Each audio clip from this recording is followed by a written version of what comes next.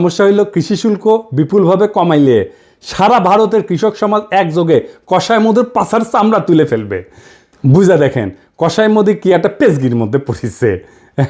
ও কৃষি শুল্ক না কমাইলে ট্রাম্প $5 দিবি, ভারতের উপরে অলরেডি 25%-এর উপর আরো 25%, মোট 50% শুল্ক ধার্য কইরা ট্রাম্প ডলা দেওয়ার কাম শুরু করে দিছে। ডাবল ফোন মারা গাইছে। এডিটেড সাহেব পার্টি সং হবে এবার। হাসিনা জিতে যায় না, সাগর শুকায় যায়।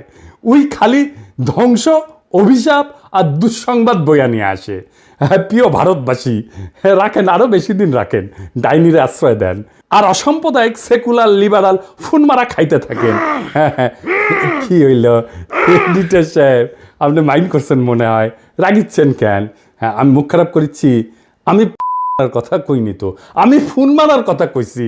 হ্যাঁ, ডাবল ফোন মারা মানে ইনকে করে ডাবল ফোন মারা খাবি। আর আমরা গান গামু। ও যখন ডাবল ফোন মারা খাবি না, তখন আমরা গান গামু। তোমার কোন কোন জায়গায় ব্যথা গো বান্ধবী ললিতা। আবার অন্যদিকে ভারতের কৃষকেরা হাতে মুগুর নিয়ে অপেক্ষা করতেছে।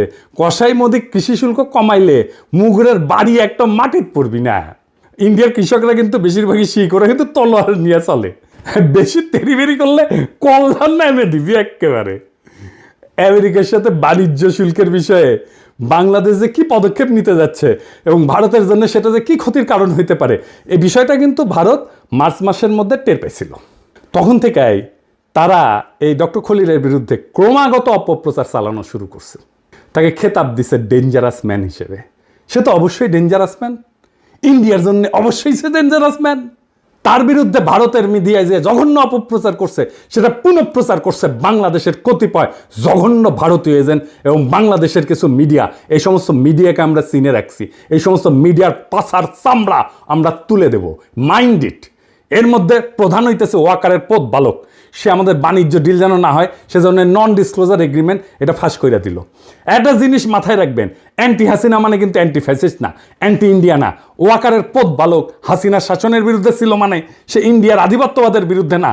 ও যা যা করছে বা করতেছে সব কিছু এখন ইন্ডিয়ার পক্ষে যাইতেছে।